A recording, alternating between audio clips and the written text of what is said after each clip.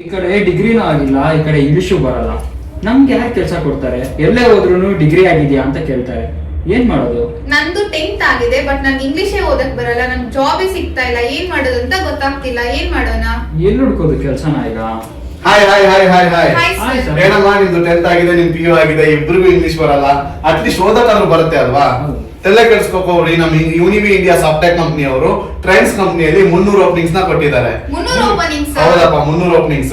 Salary ಬಂದ್ಬಿಟ್ಟು 15,000 salary ಇರುತ್ತೆ. ESI PF ಇರುತ್ತೆ. ನೀವು ನಂಬಕ್ಕಾಗಲ್ಲ, 1 ಅವರ್ಗೆ 130 rupees OT ಅಮೌಂಟ್ ಇರುತ್ತೆ. ಹೌದಾ? ಹೌದಪ್ಪ. ಸೊ ನಾಳೆನೆ ಬಂದು ಇಮಿಡಿಯೇಟ್ ಆಗಿ ಜಾಯ್ನ್ ಆಗಿ, ನಿಮ್ ಫ್ರೆಂಡ್ಸ್ ಇದ್ರೆ ಅವ್ರನ್ನು ಕರ್ಕೊಂಡ್ ಬನ್ನಿ. ಲೊಕೇಶನ್ ಬಂದ್ಬಿಟ್ಟು ಬೆಂಗಳೂರು, ಅಂದ್ರೆ ತುಮಕೂರು ನಿಯರ್ ದಾಬಸ್ಪೇಟೆ ಗೊತ್ತಲ್ವಾ? ಸೊ ಆ ಏರಿಯಾದಲ್ಲಿ ಕೆಲಸ ಇರೋದು. ಸೊ ನಿಮ್ಗೆ ನಿಮ್ ಫ್ರೆಂಡ್ಸ್ ಇದ್ರೆ ಸೊ ರೆಫರ್ ಮಾಡಿ. ನಾವು ಬೇರೆ ಊರಿನ ಬರ್ತೀವಿ. ನಮ್ಗೆ ಅಯ್ಯೋ ಪರವಾಗಿಲ್ಲ, ಬನ್ನಿ. ನಿಮ್ಗೆ ರೂಮ್ ಕೊಟ್ಟು ಅವೈಲೇಬಲ್ ಇದೆ. ರೂಮ್ಗೆ ಏನಾದ್ರು ಪೇ ಮಾಡ್ಬೇಕಾಗುತ್ತೆ ನಾವು? ರೂಮ್ಗೆ ಯಾವ್ದಪ್ಪ ಪೇ ಮಾಡ್ಬೇಕು? ನೀವೇನು 5,000 10,000 ಅಂತ ಪೇ ಮಾಡ್ಬೇಕಾಗಿಲ್ಲ. ಜಸ್ಟ್ 2,000 ಪೇ ಮಾಡಿದ್ರೆ ಸಾಕು. ನಿಮ್ಗೆ ರೂಮ್ ಮತ್ತೆ ಫುಡ್ ಎರಡೂ ಸಿಗುತ್ತೆ.